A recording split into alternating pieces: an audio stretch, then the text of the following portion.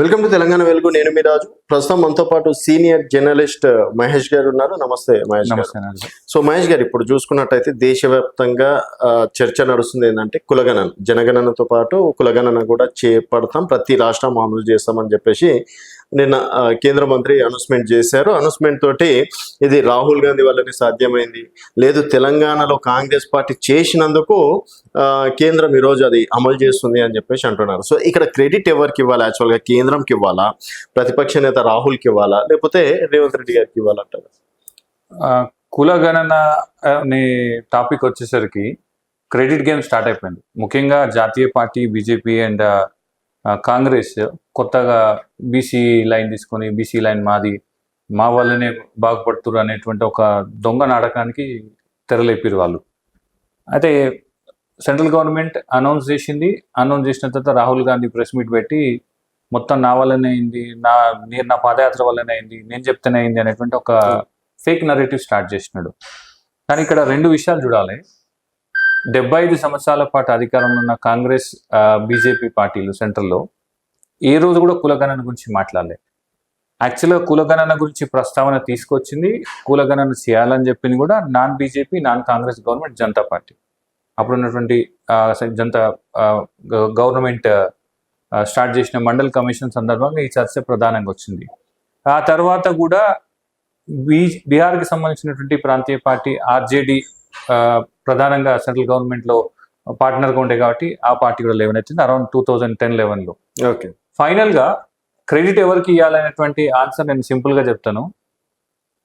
బహుజనులు దాదాపు శతాబ్దం పాటు వెనుకబడి తీవ్రంగా ఇబ్బందులకు గురై రాజకీయ చైతన్యం, తమను తాము విద్యా ఉద్యోగ అవకాశాలలో కష్టపడి కొంత జాగా సంపాదించుకొని చైతన్యం సంపాదించుకొని అంబేద్కర్ గారు చెప్పినట్టు తమని తాము సంస్కరించుకొని సమీకరించుకొని పోరాటం చేసే పరిస్థితికి వచ్చింది. కాబట్టి ఈరోజు దేశంలో ఉన్నటువంటి అరౌండ్ 60% పాపులేషన్ సెక్షన్ బహుజనుల డిమాండ్కి, దీర్ఘకాలిక డిమాండ్కి రెండు పార్టీలు తలొగ్గినాయి. ఒక రకంగా చెప్పాలంటే కాంగ్రెస్ బీజేపీ మెడలు వంచినటువంటి క్రెడిట్ కంప్లీట్గా బీసీలకే పోతుంది. ఈ దేశంలో ఉన్నటువంటి చదువుకున్న బీసీలు, గొంతున్న బీసీలు, అవగాహన ఉన్నటువంటి బీసీలకే పోతుంది. సరే, మీరు అన్నట్టు ఇప్పుడు బీసీలకి ఆ క్రెడిట్ ఇచ్చినా కూడా సో ఇక్కడ రాష్ట్ర ప్రభుత్వం అమలు చేయడం కూడా ఒక రకంగా గ్రేటే అనుకోవచ్చు కదా. ఎందుకంటే ఇన్ని సంవత్సరాలు ఎవరు సాహసం చేయలేంది, వాళ్ళు కామారెడ్డి డిక్లరేషన్లో పెట్టారు కాబట్టి ఒక రెడ్డి సీఎం ఉన్నా కూడా ఇక్కడ కులగణన చేశామని చెప్పేసి వాళ్ళు చాలా ప్రౌడ్గా చెప్పుకొస్తున్నటువంటి మాట. అయితే కాంగ్రెస్ పార్టీ చేసినటువంటి కులగణన ఎంత దుర్మార్గంగా ఉంది అని అంటే, వాళ్ళు దానికి ఏదో కాన్స్టిట్యూషనల్ శాంక్టిటీ ఉందనేటంత పెద్ద బిల్డప్ ఇచ్చినారు. యాక్చువల్గా ఇట్స్ జస్ట్ సర్వే. దానివల్ల ఏమంటారు, ఊదు కాలేదు పీర్లు అనేటువంటి పరిస్థితి ఉంది. ఎందుకంటే దానికి నిన్ననే సెంట్రల్ గవర్నమెంట్ కూడా చెప్పింది, రాష్ట్రాలు కనుక చేస్తే అది సెన్సస్ కింద కాదు, గణన అనేటువంటి పరిస్థితి లేదు, దాని సర్వే మాత్రమే అనాలి, సమాచారం సేకరణ మాత్రమే అనాలి. అందుకే వాళ్ళు కాంగ్రెస్ వాళ్ళు కూడా దానికి సెన్సస్ అనే పేరు పెట్టుకోవాలి, ఓన్లీ సర్వే అనేటువంటి పేరు పెట్టుకున్నారు. రెండోది, సరే ఇంత చేసి నువ్వు చేసింది ఏంటిది? మీరే అన్నారు ఫలానా కులంకి సంబంధించినటువంటి నాయకుడు ఉండగా కూడా బీసీల పైన చేసిరా అన్నాడు. ఇప్పుడు ఆ కులం ఈ కులం స్టోరీ లేదండి. సింపుల్ ముచ్చట, ఎవడైతే పడుతుందో వాడే బర్రె అనేటువంటి కాన్సెప్ట్కి వచ్చేసింది ఆల్రెడీ పాలిటిక్స్, డెమోక్రసీ. ఎందుకంటే 60% ఉన్నటువంటి బీసీలను కాదని చెప్పి ఏదో ఆ బీసీలకు ఏదో మేము మెహర్బానీ చేసినాం అనేటువంటి తీరుగా కాంగ్రెస్ వాళ్ళు ముందు నుంచి చెప్తున్నారు. ఫలానా కాస్ట్ ఉన్నప్పటికీ కూడా బీసీలకు చేసారు. అసలు ఆ పద బంధం ప్రయోగం, ఆ సెంటెన్స్ ప్రయోగమే చాలా దుర్మార్గం. ఒక రకంగా చెప్పాలంటే వివక్షపూరితమైనటువంటి ప్రయోగం. బీసీలకి కాంగ్రెస్ కానీ, కాంగ్రెస్ పార్టీ ద్వారా అధికారం 1-2 సామాజిక వర్గాలు కానీ ఏం మెహర్బానీ చేయలేదు. అది వాళ్ళ డిమాండ్. వాళ్ళ డిమాండ్ని కాంగ్రెస్ పార్టీ తలొగ్గి చేయాల్సి వచ్చింది. ఒకటి, చేసినటువంటి పని ఏమైనా చక్కగా చేసిరా? ఉన్నటువంటి బీసీల సంఖ్యను లక్షలలో తగ్గించి తమ సామాజిక వర్గాలు లేనటువంటి నంబర్ని ఎక్సెసివ్గా పెంచుకునేటువంటి కుట్ర చేసినారు. ఇది కేవలం నాలాంటి చదువుకున్న బీసీలే మాత్రం అంటున్నారా? సొంత పార్టీ ఎమ్మెల్సీలు అంటున్నారు, సొంత పార్టీ మంత్రులు అంటున్నారు, సొంత పార్టీకి సంబంధించిన కార్యకర్తలు అంటున్నారు, ప్రతిపక్ష నాయకులు అంటున్నారు, బీసీ బిడ్డలు అంటున్నారు, బీసీ సంఘాలు అంటున్నాయి, బీసీ ఉద్యమకారులు అంటున్నాయి, బీసీ విద్యార్థులు అంటున్నారు. చివరికి గ్రామాల్లో ఉన్నటువంటి బీసీ వాళ్ళు కూడా ఏంద్రా మా నంబర్ ఇంత తక్కువ చేసి చెప్తున్నారు, వాళ్ళ నంబర్ ఇంత పెంచారు, అసలు ఇదంతా బక్వాజ్ ఇది అనేటువంటి మాట చెప్తున్నారు. కాబట్టి కాంగ్రెస్ పార్టీకి క్రెడిట్ ఇవ్వాలా అని అంటే క్రెడిట్ ఇచ్చే పరిస్థితి అయితే లేదు. ఎందుకంటే వాళ్ళు చక్కగా చేసిందంటే కనుక ఆ కాస్తను పేపర్ల ప్రకటనకో, ఢిల్లీలో ప్రెస్ మీట్కో, రాహుల్ గాంధీకో, రేవంత్ రెడ్డికో పనిచేసేది. కానీ ఒకవైపు వెనకకించి గట్టిగా కత్తితోని బల్లెం ఒడిసి బహుజనులల్లా వీపులల్లా మళ్ళీ ముందుకు వచ్చి మేమే మంచిగా చేసినాం అని చెప్పడం చాలా దుర్మార్గం ఇది. ఈరోజు రేవంత్ రెడ్డి గారి అంటే ప్రెస్ మీట్ లో మోదీ నన్ను ఫాలో అవుతున్నారు కాబట్టి ఇక్కడ కొంతమంది బీజేపీ వాళ్ళకి కూడా నచ్చట్లేదు అని చెప్పేసి ఒక స్టేట్మెంట్, అది చాలా పవర్ఫుల్ స్టేట్మెంట్ అనుకోవచ్చు అది. సో నిజంగా రేవంత్ రెడ్డిని చూసి మోడీ నేర్చుకుంటున్నారా ఈ కులగణన విషయంలో? కులగణనతో పాటు ఒక మాట చెప్పినాడు రేవంత్ రెడ్డి, నేను ఒక స్టేట్మెంట్ ఇచ్చినాడు. తెలంగాణ ఈ రోజు ఏది చేస్తే దేశం అది తర్వాత చేస్తుంది, బీజేపీ అది చేస్తుంది, సెంట్రల్ గవర్నమెంట్ అది చేస్తున్నారు. ఇది ఆయన సొంత డైలాగ్ కాదు. రేవంత్ రెడ్డికి ఏంటంటే అలవాటు, అన్ని కాపీ కొట్టి ఇంకోలని కాపీ కొట్టి, అటు కేటీఆర్ గారినో కేసీఆర్ గారినో కాపీ కొట్టి దాన్ని తన మాటలుగా ప్రచారం చేసుకునేటువంటి ప్రయత్నాన్ని రెగ్యులర్గా చేస్తాడు. ఎప్పుడో కేటీఆర్ గారు కేసీఆర్ గారు ముందే చెప్పినారు, తెలంగాణ ఈ రోజు ఏం చేస్తుందో రేపు దేశం అది చేస్తుందని. అదే మాట నేను కొంచెం అటు ఇటు చేసి సెంట్రల్ గవర్నమెంట్ చేస్తున్నాను. అసలు ఈ కులగణనకు సంబంధించిన విషయం కూడా 2021లోనే ఇక్కడ ఉన్నటువంటి భారత రాష్ట్ర సమితి ప్రభుత్వం అసెంబ్లీలో ఒక తీర్మానం పెట్టి యునానిమస్ గా సెంట్రల్ గవర్నమెంట్ కి పంపింది. ఇదే బీఆర్ఎస్ పార్టీ 2002లోనే ఒక బీసీ విజన్ డాక్యుమెంట్ ఇచ్చింది. అప్పుడే కేసీఆర్ గారు జనాభాకు అనుగుణంగా బీసీలకు ఓట్లు సీట్లు దక్కాల్సినటువంటి అవసరం ఉన్నది, పదవులు దక్కాల్సినటువంటి అవసరం ఉంది, అవకాశం దక్కాల్సిన అవసరం ఉందని ఒక బీసీ విధానం కూడా చెప్పినారు. కాబట్టి 22 ఏళ్ల కింద బీఆర్ఎస్ చేసిన పనిని నువ్వేదో నిన్ననో మొన్ననో నువ్వు నిన్న నాయకుడు రాహుల్ గాంధీ చేసి కాపీ కొట్టి మళ్ళా మొదటికొచ్చి ఈరోజు తెలంగాణ చేసిన దాన్ని మోడీ కాపీ కొడుతున్నట్టు చూసిన. అసలు సిసలు కాపీ మాస్టర్ కాంగ్రెస్, అసలు సిసలు కాపీ మాస్టర్ రేవంత్. ఎందుకంటే ఈ బీసీలకు సంబంధించిన వ్యవహారం ఏ రోజు కూడా వాళ్ళది కాదు. వీళ్ళు ఒక రకంగా ఎట్లా అంటే మనం జనరల్ ఒక లైన్ యూజ్ చేస్తారు కదా, ఫేక్ గాంధీలు అంటారు చూసిన. బీసీల పట్ల వీళ్ళ విధానం కూడా చాలా ఫేక్. ఎందుకంటే ఇది వాళ్ళ ఒరిజినల్ ఎజెండా కాదు. వాళ్ళు ఇప్పుడు బీజేపీని కొట్టలేక, బీజేపీ మతాన్ని ఎదుర్కోలేక, స్థానికంగా అంటే ట్రెడిషనల్గా ఉన్నటువంటి దళిత మైనార్టీ వర్గాలు కూడా దూరం కావడం, ఇప్పుడు కొత్తగా బహుజనులను తొందరగా ఆగం చేయొచ్చు, వాళ్ళు తొందరగా గలీబులు ఉంటారు, వాళ్ళని మాయం మచ్చిందర చేసి ఓటు బ్యాంకులుగా మార్చుకునేటువంటి ప్రయత్నం చేస్తా అనుకుంటున్నా. కానీ అది ఏం జరగదు. 100% కాంగ్రెస్ కాపీ కొట్టింది. ఇదే కాంగ్రెస్ ని మోడీ కాపీ కొట్టిండని రాహుల్ గాంధీ అంటున్నాడు, ఆయన రేవంత్ అంటున్నాడు. యాక్చువల్గా ఈ మొత్తం క్రెడిట్ లోకల్ పార్టీలు, అటు బీఆర్ఎస్ కి కానీ ఆర్జేడీ కానీ ఇట్లాంటి పార్టీలకు, జేడీ లాంటి పార్టీలకు దక్కుతాయి. మీరు అన్నట్టు స్థానిక పార్టీలు అది క్రెడిట్ ఇవ్వాలనుకుంటే మరి ఏ రాష్ట్రంలో ఇప్పటివరకు కులగణన జరగలేదు, ఫస్ట్ పాయింట్. సో క్రెడిట్ ప్రాంతీయ పార్టీలకు ఎందుకు ఇవ్వాలి? సెకండ్ వన్ వచ్చేసి ఇక్కడ కులగణనతో పాటు ఎస్సీ వర్గీకరణ కూడా చేసినటువంటి మొదటి రాష్ట్రంగా తెలంగాణ ఉంది. సో అక్కడ బహుజనుల విషయంలో కావచ్చు, ఇటు బీసీల విషయంలో మాకున్నటువంటి ప్రేమ నిజంగా బీజేపీలకు లేదు, ఇతర రాష్ట్రాల్లో ఎవరికి కూడా లేదు అని అది అంటే క్లియర్గా కట్గా మనకు కనిపిస్తున్నటువంటి మాట. దాన్ని కూడా మనం ఈ టైంలో ఒప్పుకోకపోతే, నేను అదే చెప్తున్నా. అంటే వీళ్ళు అబద్ధాలు చెప్పుట్లా ఎంత అడ్వాన్స్డ్ ఉంటారంటే, నిన్న జరిగిన దాన్ని కూడా అసలు జరగనే లేదు, ఈ రోజే జరుగుతుందని చెప్పుకునేంత దుర్మార్గులు వీళ్ళు. అక్కడ బీహార్లో ఆల్రెడీ చేసిరు, స్టేట్ గవర్నమెంట్ అప్రూవ్ చేసింది, హైకోర్టు స్ట్రైక్ డౌన్ చేసింది, మళ్ళా సేమ్ అదే ఫార్మాట్ తీసుకొచ్చి ఈడ చేసినారు. ఇది ఎట్లుందంటే పక్కన కర్ణాటకలో చేసిరు, దాదాపు 10 years అవుతుంది, నియర్ ఒక దశాబ్దం అవుతుంది, చేసిరు, దాసపెట్టిరు. ఎంత దుర్మార్గం అంటే వీళ్ళు తయారు చేసి దాసపెట్టిరు. 2011లో ఒక కాస్ట్ సెన్సెస్ రిలేటెడ్ సెన్సెస్ ఒకటి తయారు చేసిరు, ఆ డేటా దాసపెట్టిరు. అంటే శేషుడు ఎందుకు, దాసపెట్టుడు ఎందుకు అంటే నీ ఇంటెన్షనే సరిగ్గా లేదు. నువ్వు అన్నావు చూసినావా, మేము ఫస్ట్ టైం చేసినాము కాబట్టి క్రెడిట్ మాకు వస్తుంది, ఎస్సీ వర్గీకరణ చేసినాం కాబట్టి క్రెడిట్ మాకు వస్తుంది అని అంటే, అరే నువ్వు చేసినందుకు రాదు బాస్, నీతో చేయించినోనికి వస్తుంది. నీతో చేయించినోడు ఎవడు? కింద ఉన్నటువంటి ఒక బీసీ బిడ్డ, కింద ఉన్నటువంటి ఒక ఎస్సీ బిడ్డ.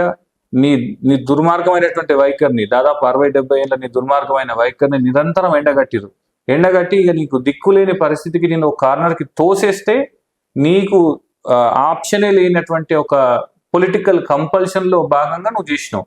అంతేగాని నువ్వేదో దాన్ని కనిపెట్టినట్టు, నువ్వేదో దానికి ఏదో ప్రచారం చేసినట్టు, నువ్వేదో దాన్ని ప్రాసెస్ చేసినట్టు ఈ చెప్పుకునేటువంటి అబద్ధాలను, ప్రాపగాండాను ప్రజలు నమ్మరు, ముఖ్యంగా బీసీలు అసలుకే నమ్మరు. మీరు అన్నారు ఇంకొక మాట, చేసిరు కదా క్రెడిట్ ఇవ్వాలి కదా. అరే చేస్తే క్రెడిట్ ఇస్తాం బాస్, కానీ నువ్వు చేసి ఏం చేసినావు? అన్యాయం చేసినావు, మాకు మా నంబర్ తగ్గించినావు, మా సంఖ్య తగ్గించినావు. ఇట్లాంటప్పుడు ఎందుకు క్రెడిట్ ఇస్తారు?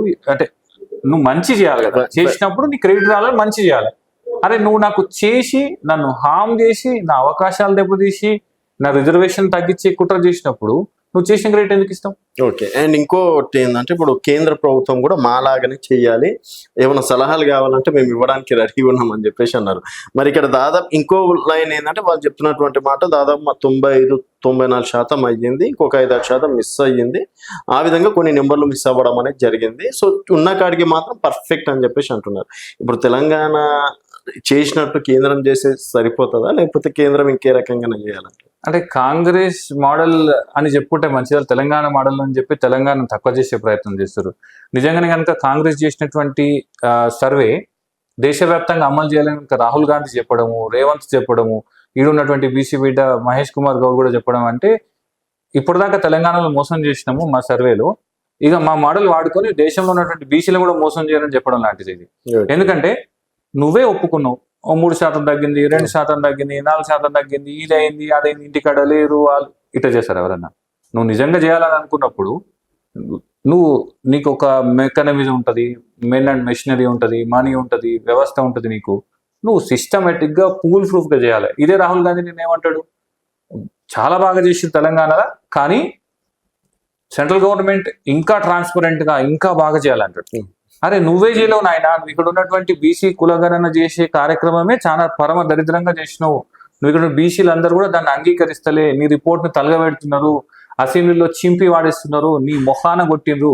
అట్లాంటి మోడల్ని తీసుకెళ్లి దేశంలో రుద్దండి అంటారు. ఇప్పుడు కాంగ్రెస్ పార్టీ గురించి ఒక మాట చెప్తాను నేను మీకు. 80s లో ఒక అవకాశం వచ్చింది, 89లో మండల్ కమిషన్ అంటే ఒక అవకాశం, గొప్ప అవకాశం వచ్చింది. 27% రిజర్వేషన్లు ఆయన అమలు చేయాలని విపి సింగ్ గారు అనుకున్నప్పుడు ఇదే రాజీవ్ గాంధీ ఏమంటాడు, లేలే ఇట్లా కులాల ఆధారంగా రిజర్వేషన్లు ఇస్తే దేశం ముక్కలవుతుంది, దేశం విచ్ఛిన్నమవుతుంది, అసలు కులం యొక్క యుద్ధాలు నడుస్తాయి దేశంలో, అసలు వద్దే వద్దని చెప్పి ఆయన ఆగమాగా చేసిన అపోజిషన్ లీడర్గా ఉండి. అట్లాంటి కాంగ్రెస్ పార్టీ మళ్ళీ ఈరోజు కులగణన పేరు చెప్పి తన రాజకీయ అవసరాల కోసము తెర మీదకి వచ్చి దాంతో కొన్ని ఓట్లు రాల్చుకుందామని ప్రయత్నం చేశారు. కానీ బీసీ బిడ్డలు ప్రాంతీయ పార్టీల ఒత్తిడితోని సెంట్రల్ గవర్నమెంట్ కూడా తలొగ్గాల్సి వచ్చింది. ఇప్పుడు బీసీలకు వచ్చినటువంటి ఒక గొప్ప అవకాశాన్ని మళ్ళీ ఏదో ఒక విధంగా కథం పట్టాలనే దురుద్దేశంతో తెలంగాణ మోడల్ అదే తెలంగాణ మోడల్ని తెలంగాణ బీసీలు ఎవరు ఒప్పుకుంటలేరు, అట్లాంటివి మళ్ళీ దేశంలో బీసీలు ఎట్లా ఒప్పుకుంటారు? కాబట్టి తెలంగాణ మోడల్ ముచ్చట బంద్ చేయాలి. నువ్వు చెప్పినటువంటి లోపభూయిష్టమైనటువంటి కాంగ్రెస్ సెన్సస్ మోడల్ అంటే సర్వే మోడల్ని కంప్లీట్ గా రిజెక్ట్ చేయాలి.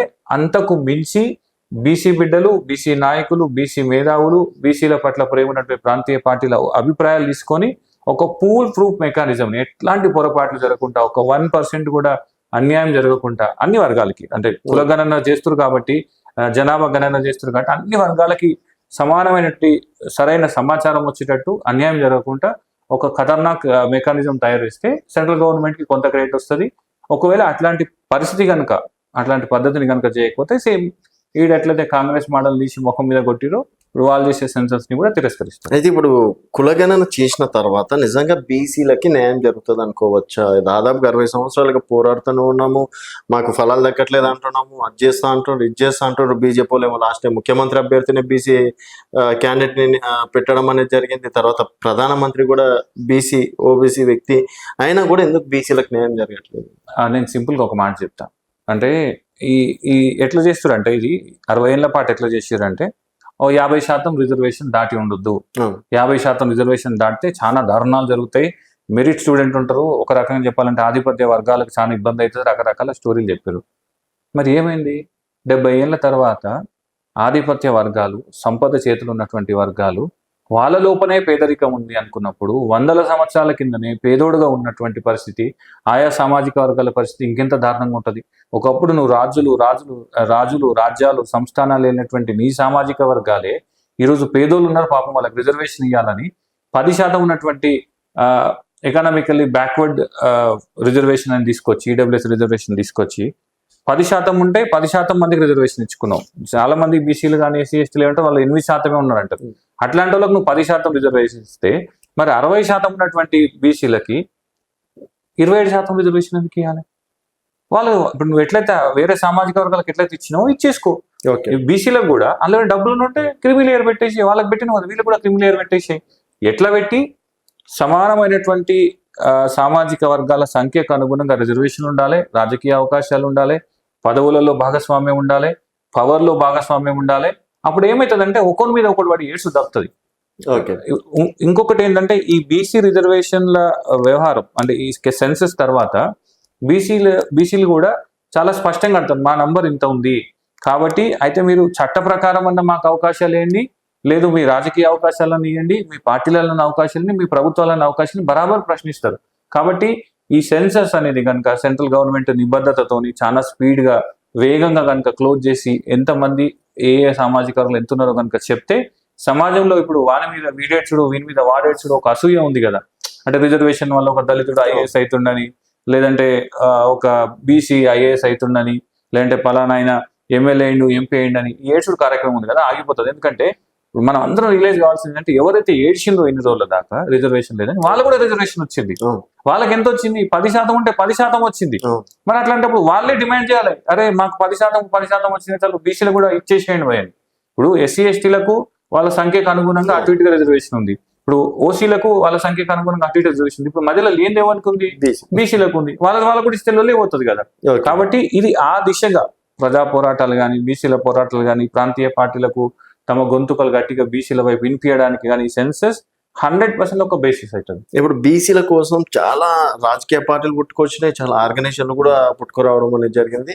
సో ఇప్పుడైనా సరే మరి బీసీలకి న్యాయం చేసేటట్లు వాళ్ళు చేస్తారు అనుకోవచ్చా? అండ్ ఫ్యూచర్లో ఇప్పుడు ఇక్కడ కాంగ్రెస్ ఉంది, రేపటి నాడు ఇంకో పార్టీ రావచ్చు. సో అంటే ఈ బీసీలకి ఇన్ ఫ్యూచర్లో అయినా సరే ఈ కేంద్రం తీసుకున్నటువంటి నిర్ణయంతో ఇప్పుడు ఏంటంటే పార్టీలు కానీ బహుజన సంఘాలు కానీ మేధావులు కానీ చేయాల్సిన ఒకటి నిర్ణయం తీసుకున్నారు. ఆ నిర్ణయాన్ని ఎంత సమర్థవంతంగా, ఎంత పూల్ ప్రూఫ్గా, ఎంత కమిటెడ్గా ఇంప్లిమెంట్ చేస్తారనే దానిపైన ఫోకస్ చేయాలి.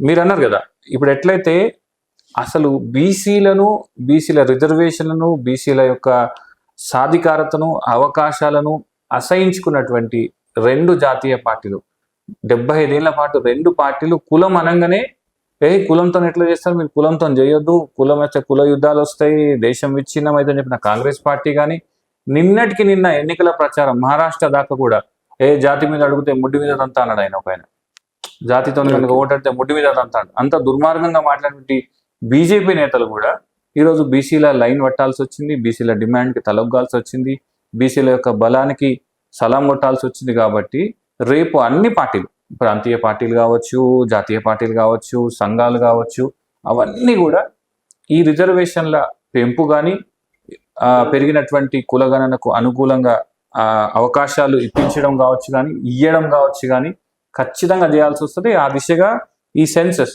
ఈ కులగణన అనేది డెఫినెట్గా this is going to be remarkable mile stone. Okay అండి. సో చూద్దాం మరి ఇన్ ఫ్యూచర్లో మరి బీసీలకు నిజంగా న్యాయం జరగాలని కోరుకున్నాం ఇప్పటివరకు. సో అందులో ఒక కాడికి కేంద్రం కూడా ఒక అడిగేసింది కాబట్టి చూడాల్సిన విషయం. ఫైనల్గా ఒక్క మాట చెప్తా నేను, సెంట్రల్ గవర్నమెంట్ చేసినటువంటి డెసిషన్ డెఫినెట్గా వెల్కమ్ చేయదగింది. అది ఒక రాజకీయ పార్టీలో, కాంగ్రెస్దో, బీజేపీలో కాదు. ఆ క్రెడిట్ సంపూర్ణంగా బీసీలది, బీసీ ప్రేమికులది, బీసీల పట్ల కొంత సహానుభూతి ఉన్నటువంటి రాజకీయ పార్టీలది, ముఖ్యంగా ప్రాంతీయ పార్టీలది. ఇప్పుడు ఈ పార్టీలు కానీ, ఈ వ్యక్తులు కానీ, బీసీలు కానీ చేయాల్సినటువంటి ఏకైక పని ఖచ్చితంగా సెంట్రల్ గవర్నమెంట్ వెంటనే ఈ ప్రాసెస్ని స్టార్ట్ చేయాలా, జనగణన స్టార్ట్ చేయాలా, కులగణన అందులో యాడ్ చేయాలి, పూల్ ప్రూఫ్గా యాడ్ చేయాలి. తరువాత వచ్చిన లెక్కల ఆధారంగా ఏమేమి పనులు చేస్తారో కూడా ఇప్పటి నుంచే చర్చలు స్టార్ట్ చేస్తే నిజంగానే ఈ సెన్సస్ మీరు అన్నట్టు వెల్కమ్ చేయన మూవ్ అవుతుంది, బీసీలకు లాభం అవుతుంది, సమాజానికి కూడా సంతులత మెయింటైన్ చేయడానికి, ఈక్విలిబ్రియం మెయింటైన్ చేయడానికి ఒక రీజన్ అవుతుంది. ఓకే అండి, thank you so much. So ఇది మహేష్ సీనియర్ జర్నలిస్ట్ గారితో స్పెషల్ చిట్ చాట్. మరొక గెస్ట్ మళ్ళీ కలుద్దాం. చూస్తూనే ఉండండి తెలంగాణ వెలుగు.